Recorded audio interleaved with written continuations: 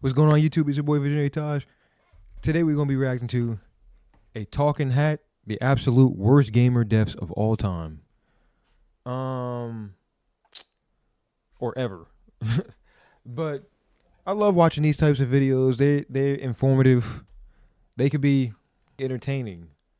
We're going to get right into it. The Royale Incident. Addiction is a chronic condition characterized by a compulsive urge to engage in a specific behavior like drinking, substance abuse, or in this case, Clash Royale.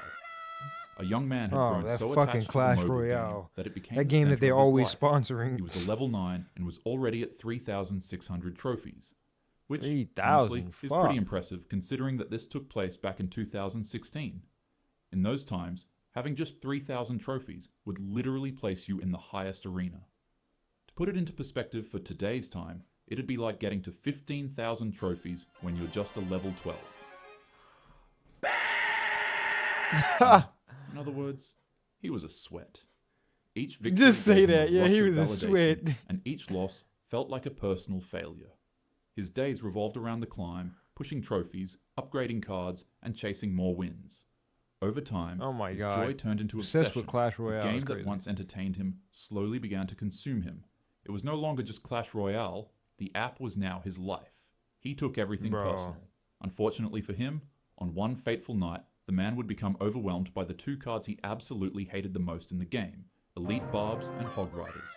Match after match, player after player, his opponents kept using these cards with their levels completely maxed out. He began losing every round, with each loss angering him more than the last. Before the young man even realized it, he had dropped down hundreds of trophies in a single day, and at that point, something inside him broke. Rage and despair collided. The man threw his phone, got up from his seat, and began, unfortunately, I can't really show you the rest of this incident, because it turns out that it actually crosses some of YouTube's guidelines. What? So, maybe I'll make a Patreon or something? I don't know. But anyways, let's move on to the next incident. What the The fuck? Gamer Rage incident. You could at least talk about it. I mean, you're using stick figures, my nigga. In Like, you're using stick figures. June 20, I don't see how it could get crazy for YouTube guidelines. 2024, Okay. a gaming dispute took an unthinkable turn Anyways. from the virtual world into real life. After receiving constant trash talk I don't and know. beratement from another player on a dying video game, a 20-year-old man from New Jersey damn. finally decided that enough was enough. His favorite video game was shutting down its servers, his life was stressing him out, and this player was still trash talking him. The man sat down and deeply pondered how he'd go about addressing his situation, and it was at that moment that he came up with an ingenious idea. He'd go and find out where the player lived, tell his mother that he was going to visit a distant friend, and then fly 1,000 miles to the player's town. Upon Bro. arrival, he'd purchase a hammer Oh, at I a local remember hardware store, this. and then found the man's house. I remember At this. 2 a.m., Actually, the them 20-year-old talking would about enter it. through the man's unlocked door. Then he ambushed him and struck him repeatedly as he walked out of his bedroom. The man would break into a panic and completely freak out whilst trying to register the totally unbelievable situation before his eyes. Some dude he was trash talking on an MMO was actually inside his house, at 2 o'clock, attacking him. During their struggle, the man began to scream out for help, and to his complete luck, Dang, his dude, did you stepfather not happened to be awake and nearby. The two of them together were able to stop and subdue the 20-year-old until deputies arrived. Although he was injured pretty badly, the man survived and received staples that had helped close several head wounds. As for the other man, Kang was arrested on multiple felony charges, and when questioned about why he did what he did, he chillingly replied by saying that the other gamer was a bad person online. The VR incident. In December 2017, You know, I thought this was supposed to be deaths, but that wasn't a bad story. 44-year-old man in Moscow was at home. Not to say with that his it has to headset be strapped on, deaths, but fully immersed the title in a said VR deaths. session. But inside his know. apartment, the line between the simulated world and the real one blurred. As he moved around the room, he lost his footing and stumbled hard, slamming into a glass table. The impact Damn. was devastating. Glass was everywhere, on and inside of him. As the man stood back up, he didn't even have a moment to panic or call 911. He instantly fell back down and became unresponsive. Unfortunately, investigators later reported that he Damn. passed away almost instantly. There was no chance to save him. The fuck? This stood as one of the first recognized incidents where a VR caused the passing of an individual. It serves as a stark reminder 'Cause that he while can't see virtual shit. reality transports us to other worlds, our bodies never leave this one. One misstep Yeah, in your I living mean- room is more dangerous than any simulated battlefield rendered on a screen. So remember to always be aware of your surroundings when you put your VR on. The window incident. As it grew dark outside, it rained and thundered on. This night was supposed to be a quiet, relaxing session of gaming for this 33-year-old man in the UK. He sat in his living room playing his PS5, unaware of the complete chaos that yet awaited him. He opened up his window for some fresh air and resumed his gaming. However, the weather of the night would have no plans of calming down anytime soon. Slowly, it began storming harder and harder outside of his house. Then, in the midst of his game, a sudden bolt of lightning struck his home, bounced off of a puddle of water Aw, outside, hell. and then bolted right through his open window and slammed straight into his body. The impact from the lightning bolt was so immense that it launched him from his chair and shocked the living hell out of him, scarring his body with branch-like Damn. burns. It But struck a puddle Despite how and lethal shot through lightning his strikes window? are, the man somehow rose back up fuck? from the ground. His head was throbbing and his body was on fire, but he was completely confused, not knowing what hit him. He went to his partner and asked for a wet towel because he had a headache, but upon seeing his horrific condition, they immediately freaked out and rushed him to a hospital to be treated. Doctors and staff took him in and did the best they could do for his burns and internal shock injuries. And against all odds, he somehow survived.